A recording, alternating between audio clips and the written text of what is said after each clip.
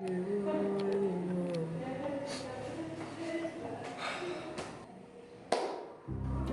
Februari tahun 2020, kasus COVID-19 mulai muncul di Indonesia, yang tepatnya berada di kota Depok yang menjangkit sebanyak 2 orang.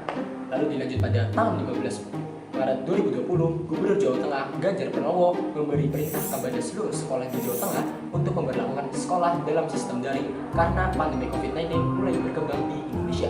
Angka kasus COVID-19 pun semakin banyak dan tidak terkontrol, yang membuat masyarakat pun panik akibat banyaknya kasus COVID-19 di Indonesia pada saat itu.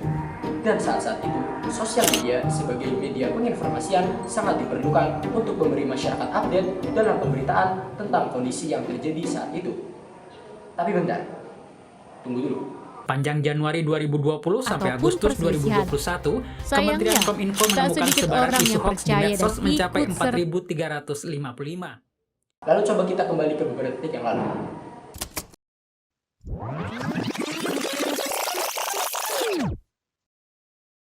Dan saat-saat itu, sosial media sebagai media penginformasian sangat diperlukan untuk memberi masyarakat update dalam pemberitaan tentang kondisi yang terjadi saat itu.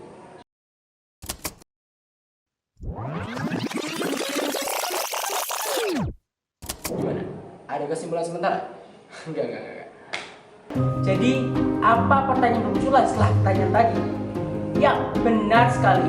Hoax mulai dari obat ampuh sembuh corona, resep obat manjur anti corona, kumur-kumur air garam, metode herbal anti corona, corona akan abadi, laboratorium bocor, bawang putih anti corona, rendam alkohol bisa nyembuhin corona, magnet. Dengan itu semua, kita bisa mengkategorikan macam-macam hoax menjadi beberapa kategori, mulai dari metode penyembuhan, asal-muasal COVID, dan hal-hal lain yang berkaitan dengan COVID seperti yang magnet itu tadi. Jadi ya emang hoax ini meresahkan banget sih. Tapi sebelum kita lanjut, kita harus tahu dulu nih, apa sih itu hoax? Menurut KBBI, kata hoax berarti informasi bohong. Nah, informasi bohong atau tidak sesuai dengan yang terjadi. Lalu kita kembali ke pembahasan awal. Sebanyak 562 berita hoax. 4 digit. Apakah itu angka yang sedikit? Mulai dari ada yang sekedar panik karena stigma corona yang sangat mengerikan, hingga mulai mencoba-coba metode penyembuhan corona dengan cara-cara yang aneh seperti tadi. Apa videonya udah kelar? Belum. Mendengarkan semua pemberitaan tentang hoax COVID-19 di atas, apakah tidak ada pencegahan hingga kasus hoax bisa sebanyak itu? Tenang dulu.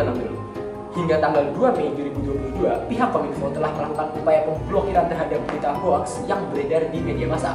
Dan segala upaya-upaya juga telah dilakukan oleh banyak pemuda dalam mengatasi masalah sosial ini, yaitu dengan cara mengajak para pengguna sosial media agar bisa menggunakan sosial media dengan bijak dan tidak menyebar hoax yang saat ini penyebarannya didominasi oleh menggunakan media sosial. Sebenarnya negara juga telah membuat peraturan tentang penyebaran berita bohong, sebutannya seperti itu. Namun hoax juga bisa terjangkau dalam peraturan ini, tertuang pada Undang-Undang Nomor 11 Tahun 2008 tentang transaksi elektronik, yang dimana pasal 28 ayat 1 tertulis bahwa setiap orang dengan sengaja tanpa hak menyebarkan berita bohong dan menyesatkan yang mengakibatkan kerugian konsumen dalam transaksi elektronik. Mulai dari tindak Kominfo memblokir berita, gerakan sosial pemuda dalam mengurangi penyebaran hoax, dan peraturan yang mengatur hoax telah dibuat. Lalu apalagi? Apakah kita tidak bisa berperan dalam pengusahaan anti hoax ini? Tidak. Dengan semua itu di atas, jika tidak ada yang melaksanakan semua solusi tadi, maka semua gagasan itu tidak ada apa-apanya. Maka dari itu pula,